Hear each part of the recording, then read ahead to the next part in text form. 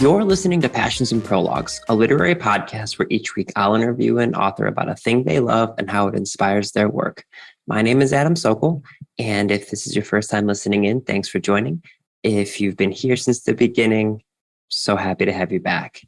Really overjoyed for today's episode. It is an interview I did with Melissa Urban, who is the co-founder of Whole30, and she's also the author of the brand new book, The Book of Boundaries, Set the Limits That Will Set You Free. It is out this week, so you can go ahead and get it right now after you listen to our conversation. A few quick notes. Just want to let everyone know I am getting over COVID, which is why I sound like I have just a giant bag of tissues in my vocal cords right now. I'm very stuffy. Thankfully, I am on the road to recovery. But if you're wondering, wow, Adam sounds a bit different this week, a little nasally, because after 2.5 years of our pandemic, COVID finally got me. So that is why I sound a little under the weather today, because I am, but that's okay. Today's discussion with Melissa was all about setting boundaries. It's something that, yes, it is directly tied to her book, The Book of Boundaries, but it's also something she's extremely passionate about and has been for a really long time. If you follow Melissa on Instagram or TikTok or subscribe to her newsletter, and you should do all of those things, you will find that she's really great with interacting with her community and helping them better understand how to set their own boundaries. And in order to do that, she had to understand how she could set her own. So we get into what that means, how the book came to life, how she's gotten so comfortable and good at setting those boundaries, both in her daily life and also in her kind of life as a whole when she's setting larger goals for herself. We also talk about her passion for hiking and being outside, something that I also feel very strongly about. And she ends with some really great advice that I wholeheartedly agree with. Before we get to the discussion, I want to give you 2 book recommendations that I think you will really like. One going with the theme of being outside, and one with nature. Nick Offerman, who is best known perhaps as Ron Swanson in Parks and Rec, is one of my favorite authors. He wrote a book, I believe it came out 2 years ago at this point, called Where the Deer and the Antelope Play. And it is basically an ode to walking in nature and enjoying being outside. It's a great book. If you know his voice at all, I will recommend the audiobook for obvious reasons. He's very melodious. But the first third of the book is all about his experiences going to a national park with 2 of his best friends, who also happen to be 2 very famous people. Just check it out if you're a fan of Nick Offerman and his writing. It does not disappoint. And also in keeping with the theme of setting boundaries and mental health and a number of things that Melissa and I talk about, I want to recommend It's Okay to Laugh. Crying is Cool Too, a memoir by Nora McKerney Permort. Nora's husband, Aaron, passed away after 3 years of marriage. And you may recognize this story. They actually got married and they got engaged on Aaron's hospital bed. They had a baby boy while he was in chemo. They, as the book says, packed 50 years of marriage into the 3 years that they got, spending time on what really matters: Buffy the Vampire Slayer, each other, and Beyonce. The obituary that they wrote while Aaron was in hospice care, revealing his true identity as Spider-Man, was something that kind of took the nation by storm. And it's just this beautiful book about giving yourself and others permission to struggle, permission to laugh, permission to tell the truth, and to know that everything is going to be okay. It is kind of a love letter to life, and just the fact that not to be afraid of saying the wrong thing to your friends who are grieving. You're probably going to say the wrong thing, but the fact that you said anything is more important than saying the right thing. So that's It's Okay to Laugh by Nora McKerney Permort. Both of them are really wonderful. If you are relatively new to the show, you may not know, but I give away free book recommendations to anyone who leaves me a review on any of the different platforms you might be listening to. Just screenshot that review and send it to passionsandprologues@gmail.com, and I will give you a free book recommendation from that. Also, just if you have any questions for me, feel free to shoot me an email. I love hearing from everybody. And you can follow me on Twitter. Or I'm sorry. Well, you can follow me on Twitter. You can find me there, but you can follow me on Instagram and TikTok at Passions and Prologues. Okay. I think that's all my voice can possibly handle today. I am going to simply say, I hope you enjoy this conversation with Melissa Urban, author of the new book, The Book of Boundaries, Passions and Prologues.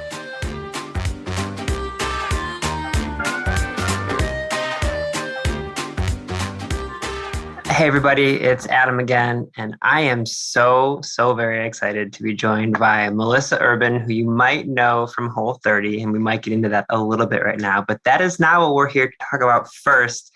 We're going to dive into her new book in just a minute, but first, Melissa, what's the thing you're super passionate about that we're talking about today? Hi, Adam. Thank you so much for having me. I'm really excited to be here. The thing that I'm super passionate about right now and a huge advocate for is boundaries, setting and holding healthy boundaries. Yeah, I love this so much. I was just telling you right before we recorded that this is a thing that I am working at getting better at, and your book is going to help me very much. But I want to ask you, when did you kind of first discover this passion for boundaries, and how did it come about? Well, the first discovery happened kind of in a very unexpected moment. Back in, it was over 20 years ago now. As many people through the Whole30 do know, I am a recovering drug addict. I've been in recovery for 22 years now. And the first time I ever discovered a boundary was in a moment sitting at a party, feeling incredibly threatened in my recovery, realizing that if I didn't say something to advocate for myself, my recovery and my very life were at risk. And in that moment, an honest to God boundary just tumbled out of me at this party with my best friend. And I said to him, I can't be here. I'm not okay. I can't be in this environment. And we left. And that was really the first time I ever recall setting a specific boundary to keep myself safe and healthy. And in that moment, it was like the clouds parted and the angels sang, because I realized that boundaries didn't make my life smaller. They expanded it exponentially. And that was really where my personal journey with boundaries started. I really love that, because I recently was having a conversation with a family member. And on the surface, I'm a very outgoing person. I'm gregarious, both of them. Yes. And I love to be, when I'm in a group of people, kind of the life of the party type of a situation. But outside of those situations, this person said, you're a really private person. And I was like, I guess I didn't realize it. And I think what I've struggled with is I don't know how to set up the right boundaries. Like, I'm really great at not responding to a text message. I don't know if that would be a boundary so much as a lack of communication skills. But, for you, you said you kind of discovered this almost, over 2 decades ago at this point. But how did that grow into being this book that we're going to talk about a little bit more in a moment? But also just like, what was that journey like over the past 2 decades? Because I have a lot of questions about boundaries connected to your community that you've built. Like, how did it become a thing that you're so comfortable talking about and providing feedback and suggestions and help for? Yes. I mean, honestly, the Whole30 program, which I co-founded in 2009, so it's been around for 12 years now. At its heart, the Whole30 is a boundary program. For people who aren't familiar, the Whole30 is this 30-day self-experiment to help you identify which foods work best for you in your unique context. So for 30 days, you're going to eliminate foods that can be commonly problematic to varying degrees across a broad range of people, and see what changes, what happens to your energy, your sleep, your mood, your attention span, your cravings, digestion, aches and pains. And then at the end of those 30 days, you reintroduce those food groups one at a time and compare your experience. So you're saying no a lot when you're on a Whole30 to break room donuts, to the offer of a beer or wine at happy hour, to your mom's pasta. For those 30 days, you are declining for the sake of this self-experiment. And people have a really hard time saying no. They have a hard time advocating for themselves. So I've been helping people say no to their food and alcohol choices for the last decade. And I'm really good at it. I'm really good at helping people advocate for themselves clearly and kindly. A boundary doesn't have to be harsh. It doesn't have to be mean. In fact, a healthy boundary isn't. But sometimes people really struggle to find the words. And even before that, they struggle to realize that their needs matter and that they are worth sticking up for, and that making yourself uncomfortable just to keep someone else comfortable isn't necessarily where your priorities should be. So I've been helping people set and hold boundaries on the Whole30 for more than a decade. And once people realized I was really good at that, they started coming to me with their other questions. Well, what about my pushy coworker at the office? What about my mother-in-law who's constantly dropping by without calling first? What about that friend that is always emotionally dumping on me? And I'm really struggling to figure out how to have a healthy relationship. So I started helping them set and hold boundaries in all of these other relationships too.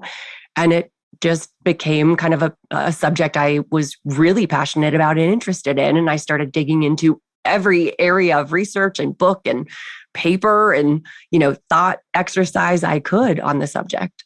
One of the things I wanted to ask you is because for people who, first off, if you're not following Melissa on any social media platform, I love your TikToks, I love your Instagram. You are such a visual person. I love the fact that, recently you've been sharing all these beautiful videos of these mountains you've been hiking up, and it's gorgeous, but you have a substantial following on social media. And I think I saw you say, it might have been on your website or somewhere, but you basically said anytime I would answer someone's question, I would get hundreds more questions, which is how social media works when you have a large following.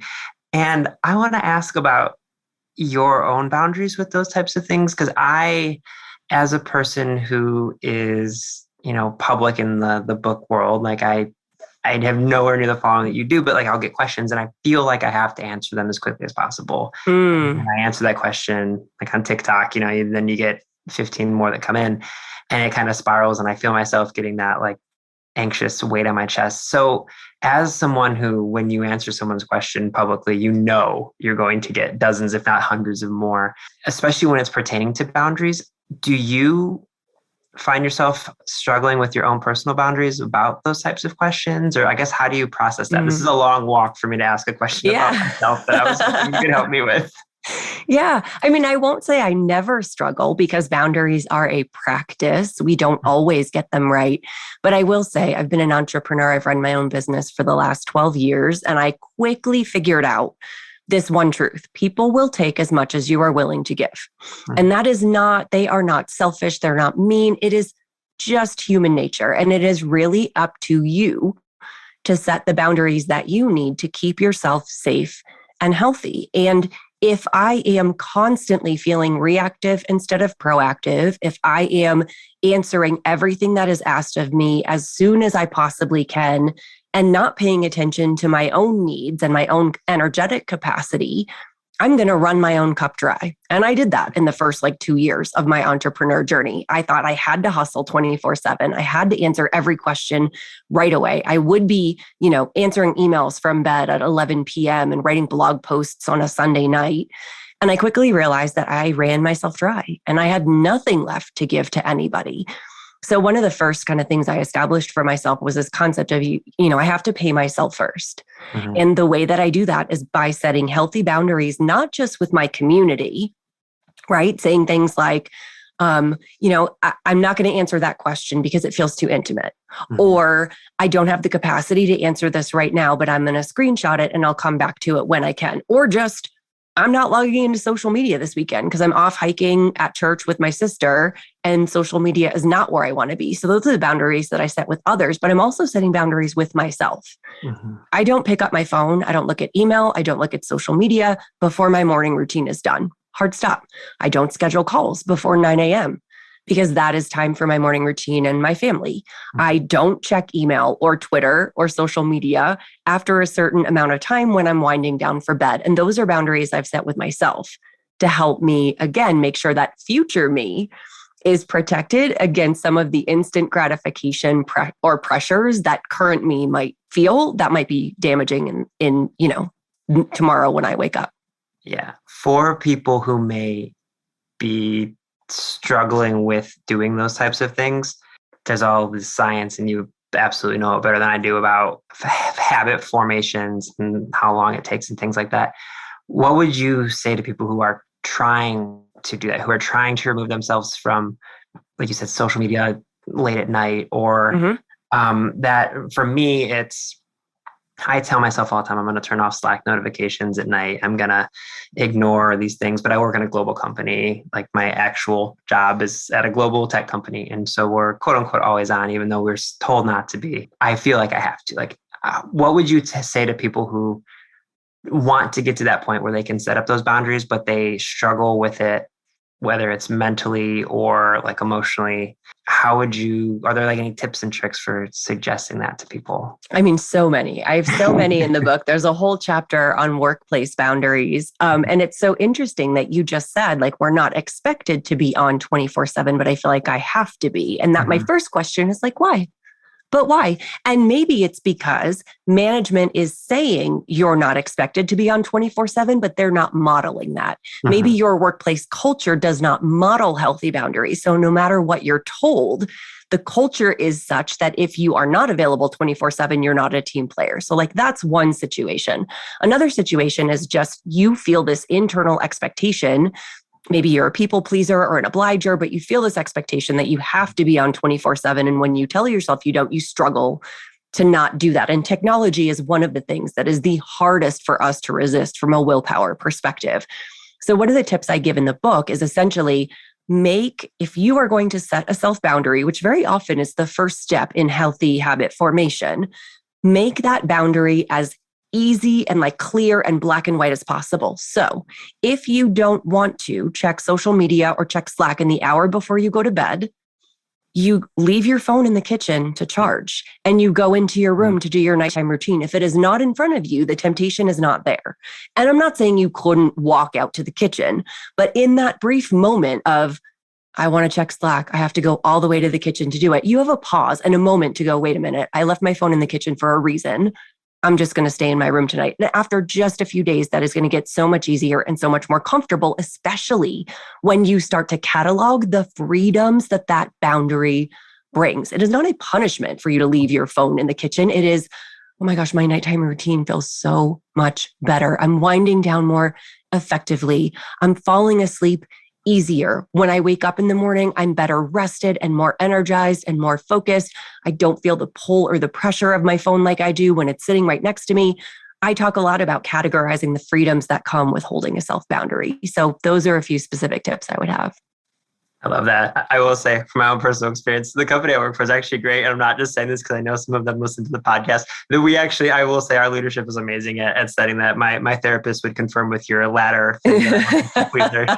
She very much, she'll look at me and she'll say like, Adam, why do you feel that you need to do that for this other person? And I'll just say like, well, I don't want them to feel. And she'll be like, no, you're not making them feel anything. Yeah, we'll avoid this turning into a therapy session. That's okay. It's not your job. But one of the things that I love about not just like your social media page, but like all following you across all of the different places, I love that you connect boundaries to like a healthy lifestyle, to going out and hiking, to working out, and to all these different things. So when you realized, like you said, several decades ago, even before Whole 30, when you needed to start setting these boundaries, what was the relationship between setting those boundaries and like physical fitness and the different ways that you've started to kind of move your body and interact with nature and just, different things out in the world like that? Yeah, I think when people think about the concept of boundaries when it comes to like self-care, fitness, wellness, they immediately go to like the act of setting the boundary. Like, okay, I'm going to tell my family,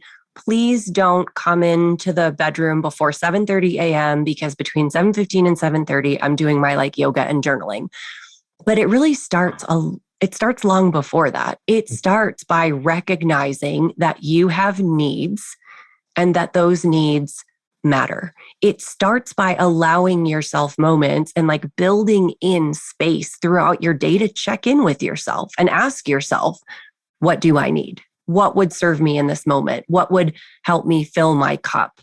And then listening, realizing that you can trust what your body is telling you. For a lot of us, childhood trauma and various childhood circumstances have taught us. My addiction, for example, taught me that my body can't be trusted, that I can't trust myself. And it took a long time for me to relearn how to listen to myself and how to trust the signals my body is sending me. All of those things kind of have to happen in order for you to realize that you are worthy of setting a healthy boundary, that you don't have to keep setting yourself on fire to keep other people warm, that their discomfort is not more important than your own needs, or their comfort is not more important than your own needs. So you have to get to that point first and recognize it's a small boundary. It's a small ask. I'm asking my family to give me 15 minutes of alone time, but like I deserve it. The bang will be worth the buck, because when I come out, I am a recharged, happier, more grounded, more peaceful, more patient mother or spouse or roommate. And then you have to start practicing and understand. I mean, I could go on about this, but understand that yes, it's uncomfortable. It is uncomfortable to share your need. It is uncomfortable to set a boundary with someone else. But what you are doing now is also uncomfortable. Smushing your own needs down, swallowing them, eating them, constantly doing things just to keep other people happy. That is also uncomfortable. And that does not lead to a healthier relationship with yourself or a healthier relationship with that person.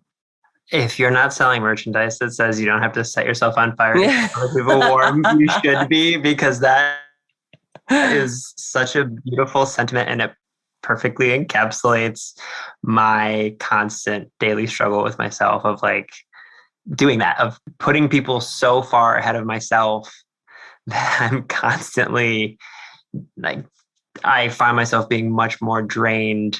And I'm like, why am I so tired at, 8:30 at night? And it's because I'm trying to put other people first. And you mentioned, getting those few minutes in the morning to, like you said, if you have that time to kind of reset and do these different things, you're going to be much more, just a better version of yourself in the world moving forward. I'm curious because, like I said, I am just obsessed. Speaking of addictions, I'm like addicted to looking at all these different hiking photos and videos you share. What is it that when did you discover your love for hiking, and what is it that provides you that keeps you going back and spending those days on the mountains? Mm-hmm. I call hiking going to church, and I have an entire podcast episode about why that is. Growing up Catholic, leaving the Catholic faith as a teenager, having a distant relationship from God for a very long time, and then coming back around to having this like deeply personal one-on-one connection with God, the universe, my highest self, whatever I choose to call it in the moment. And I feel like I can find that in the mountains. I started hiking in earnest when I moved to Salt Lake City in 2010. And really in 2013, when my son wasn't even one and I was going through like a really difficult divorce and business split, I would go into the mountains and I would hike by myself. I almost always hike alone. And I would find that after the first 20 minutes, it was like the place where the chatter in my head just stopped. And it got quiet for the first time in a long time. And it was a moving meditation because you're moving, and I was working hard and breathing hard, but physically moving my body allowed me to process some of that stress physically. And then I would find that just the movement and being out in nature and feeling like so small, but so big at the same time, because I'm out here by myself, miles from anywhere, created space for me to like talk to God and to like ask questions and ask for help and cry and be mad and, be frustrated or stubborn, and for God to like dump answers on me in the way that he is so incredibly pushy sometimes. And that was where I find I could listen the best and connect the best. And I always came home feeling just rejuvenated, like the best version of me. So I hike and I'm outside as often as I possibly can. And one of my big missions is helping people get outside on the trail, maybe for the first time. I love doing that. We'll be back with more Passions and Prologues after this break.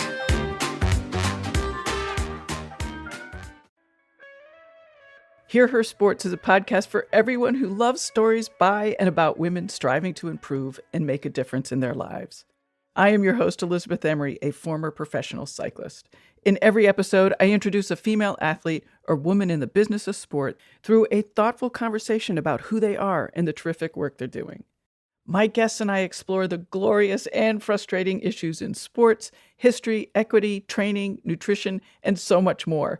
Join us for inspiration, for community, and for love of being a strong, athletic woman. And now, back to Passions and Prologues. So on the very first episode of this podcast, the guest was Mallory O'Meara, and she is a nonfiction writer. She's a historian, but she's also a power lifter. And she lives in the mountains outside of Los Angeles. And she has this space in her house that it's her garage, and like she gets no service in there. And she power lifts, she deadlifts, she squats, she benches, like she does everything in her garage. And she and I were talking because my obsession, I'm a distance runner. And exactly what you're saying is that's why I love running 15, 20 miles so much, is because once I can like push past that point of exhaustion, I know people call it the runner's high, but for me, it's my brain shuts off in a way that lets me take in what's around me and just actually like deeply engage with the moment, I guess. So I know exactly what you mean. And I want to get to your book in 1 second, but first I'm just curious, what's your favorite hike you've ever done? You can't ask me that. My top 10 hikes include like 27 hikes, I feel like. But I've gone hiking by myself in Norway. I did like a 22 miler by myself in Norway. That was just, I just cried buckets through the whole thing because it was so pretty. I just came back from Steamboat Springs, Colorado, where I did a 12-mile hike with my sister that I had done once before by myself, but doing it with my sister was like epic. This hike had everything, views and jagged mountains and gorgeous lakes. And we swam, and it was just absolutely the perfect day. So that was the Zirkle Circle, it's called, in the Mount Zirkle Wilderness. I have hikes in Salt Lake City that are 30 minutes from my house, like Lake Blanche or Mount Raymond, that are just stunners. It's so hard to pick, but I have so many fantastic memories from the trail. Yeah, I have a coworker the company I work for is actually based in Draper, Utah, which to other people will mean nothing, but to you, it's 20 minutes away from where you're at. And it's called Pluralsight. I love everybody there. They're a wonderful company. And I have so many coworkers who work in the office there. I'm based out of Cleveland, Ohio. I have so many, they'll send pictures of their runs or their hikes in that area. And I actually have a coworker who right now she's in Iceland and has been for a month hiking and doing all this wonderful stuff. But she's also she's a ultra marathoner. She makes my runs look, pedestrian, but she'll go out like 25 miles in the woods, in the mountains. And she always sends me she always posts these incredible photos, and it's just delightful. But I need to spend more time out in Utah doing all of the hiking and everything. So come visit. Absolutely. I'm going to. Okay. So the Book of Boundaries, your new book, as you told me in the email, your first non-Whole30 book, super exciting. And this kind of came to you like in a flash, right? Yeah. So talk to people, let us know how this book came to the world. I know. So again, it was like a real God moment, but I had been, of course, helping people with boundaries through the Whole30 for 12 years. And then really since the pandemic hit in 2020, I was constantly talking about boundaries on social media and in my newsletter. People were really struggling around all of a sudden they're working from home, and like home and kids and school and, chores kind of all blended together. And they struggled with that. They struggled with having to talk to friends and family who felt differently about COVID and vaccinations and getting together in person. So I was constantly talking about boundaries. And again, the more I talked about them, the more questions I got. So October 2020, so we're now, a good 6+ months into the pandemic, I woke up in the middle of the night with a fully formed book proposal in my head, fully formed. I had the title, I had the premise, I knew what it was going to look like. And I thought, that's wild. And I went right back to sleep. It was like a 2 a.m. thing. And in the morning when I woke up, it was all still there. And I was like, okay. So I sent a note to my literary agent, Christy Fletcher, and I said, this is a little wild, but I have a completely book idea that's not Whole30. It's really out there, but here's what I think, And she sent me a note back right away. And she was like, I think we should pursue this. And that was it. We were off. It is wild to me that you went back to bed at 2 a.m. without writing this down. I don't know. I woke up and I was like, that's a great idea. And I'm not like a writer downer in the middle of the night. I really love my sleep. So I guess I was like, if it's meant to be, it's meant to be. I didn't really think anything of it until I woke up the next morning and thought, oh my gosh, I felt like I was plagiarizing myself. Like someone else had given me this idea and I was going to steal it, but it was just mine. How excited are you to say when you're answering questions from your community, again, whether it's newsletters or TikTok or Instagram, how excited are you to say at the beginning of your responses, like, well, I talk about this in my book, but like we're just reference back to it all the time?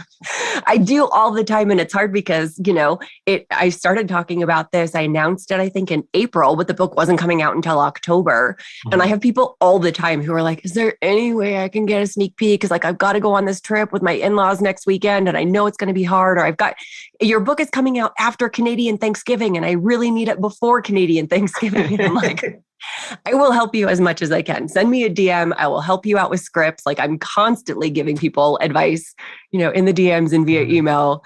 But I want it to come out as quickly as possible, obviously. Obviously, it's different from the whole 30 books a lot because, a lot of the whole 30 aspect is focused on like recipes and different things. But there are also whole 30 books where you're not just talking about food, you're going beyond that. So how did writing this book feel different than writing whole 30 stuff, other than the fact that there aren't going to be as many, recipes and food related aspects of this? I mean, when I write whole 30 books, and I've got 8 of them at this point, right? My first whole 30 book came out in 2012, and some of them are not recipe books. Food Freedom Forever is like the book about what to do when your whole 30 is over. Right. Whole 30 Day by Day is like a guided journal for every single day of your program. They're not all recipe books, but right. I've been talking about the whole 30 for 12 years. You could throw me on live TV right now in front of Kelly Clarkson in my pajamas and she could start asking me whole 30 questions and I would be on it. My talking points are like down. There's nothing you can ask me that I can't answer because it's my program. When we're talking about boundaries, and I had to crystallize the way that I thought about what a boundary is, how it's different than a request, how to share your perspective and make sure that it's still coming from the self, and what happens when you deal with pushback, and what are some common pushback phrases that you might receive, and how are you going to handle those? Having to crystallize all of that and share it in a way that didn't just make sense in my own head, made sense to the reader, and I could anticipate their questions around it and really provide them with all the context they needed to really firmly grasp the concept was really challenging. It was almost like writing a book for the first time all over again. Yeah. Was there a part that surprised you that you enjoyed more than, or that was maybe more challenging? Like was there a specific part of it that stuck out, or was it really just the whole process being so different this time around? Some chapters were easier than others. So I wrote a chapter on workplace boundaries, and I felt like that flowed effortlessly. I could talk about that forever, boundaries in the workplace. And I think it's because in part, I worked a 9-to-5 corporate job that didn't respect boundaries a ton for 10 years before I founded Whole 30. And now I'm, a CEO and I have employees. And so I have a variety of perspectives there. I wrote a chapter on co-parenting, boundaries with a co-parent, that also came easily because I'm pulling from my own experience and sharing, my own journey, having been divorced now for, 8 years.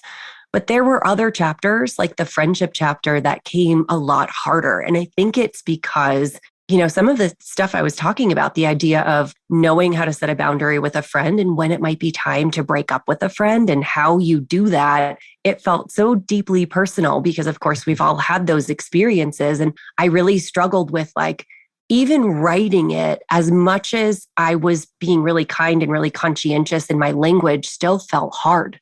This fictional person that I was breaking up with still felt hard. And then the intro of the book, in which I share a bit of my background with addiction and recovery and where I first set my first boundary, was really hard. I mean, I rewrote that intro no fewer than 16 times. And it went from being 40 pages to, the 10 pages that it is. And that was really challenging because I think it's the first time I've ever tried to tell that story on paper before. That was going to be my question, is why do you think that was hard? Because do you think it's just because it was the breadth of the story, like the whole story that you were trying to tell, as opposed to just being comfortable with telling people like, I have, had an addiction problem and I'm recovering from that? Do you think it was that you wanted to dive into it that was so challenging? Yeah.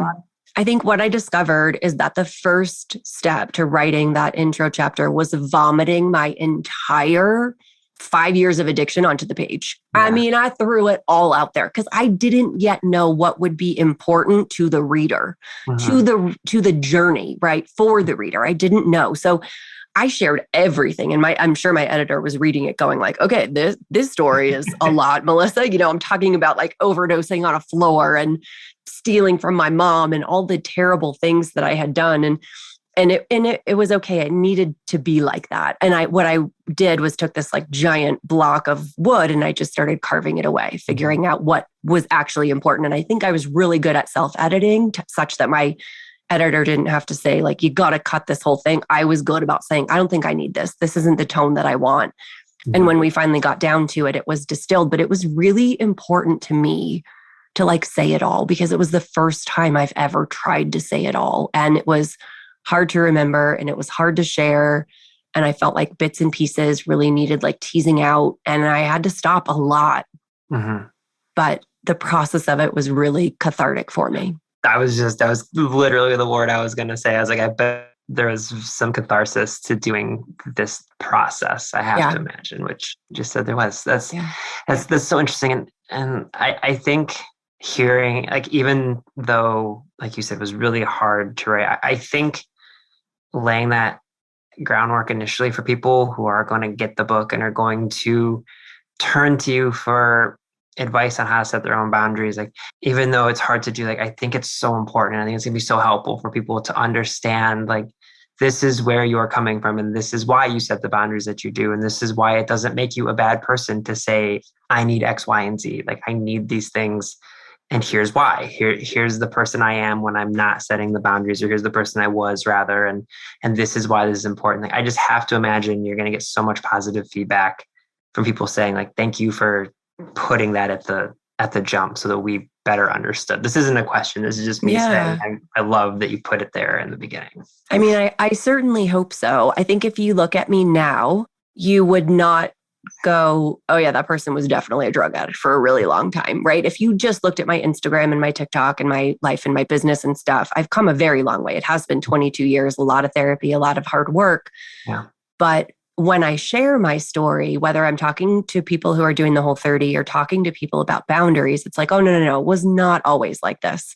Yeah. It was not always easy for me to say no. It was not always easy for me to stick up for myself. I didn't trust myself and, the signals my body was sending me. And I think it's really important to share that. And if I had just written this book for people in recovery, if this entire book was dedicated to helping people in recovery set and hold boundaries, like, that would be worth it. The idea of boundaries in recovery, especially early in recovery, is so incredibly important. So if I can help people along their recovery journey as well, which is a huge passion of mine, then by telling my story, then like, absolutely, I'm going to tell my story.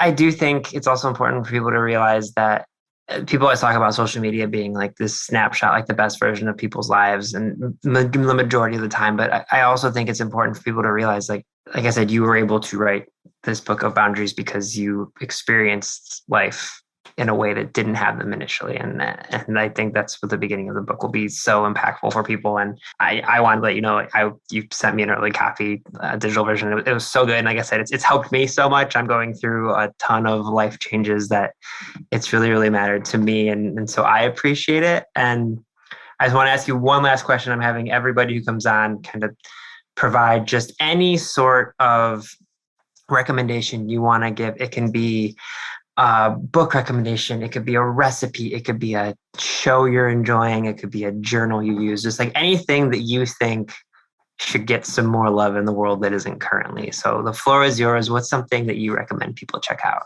Okay. I mean, it's not something that people can check out, but maybe you should. I cannot tell you the impact that walking has had on my life. Walking, going for a walk.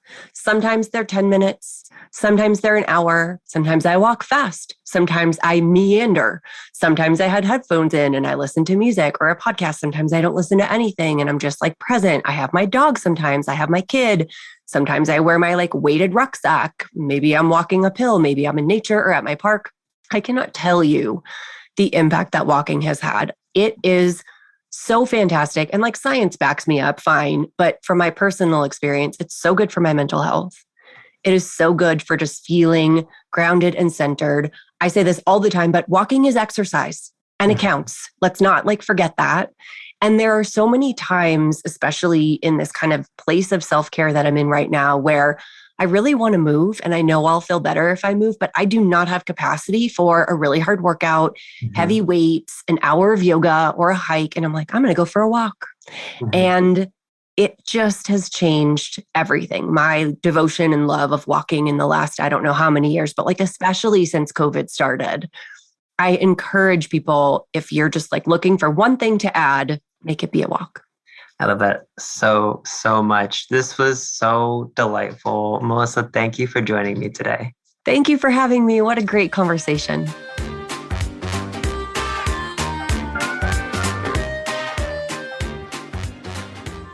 Passions and Prologues is proud to be an evergreen podcast and was created by Adam Sokol. It was produced by Adam Sokol and Sean Rule Hoffman. And if you are interested in this podcast and any other evergreen podcast, you can go to evergreenpodcast.com to discover all the different stories we have to tell.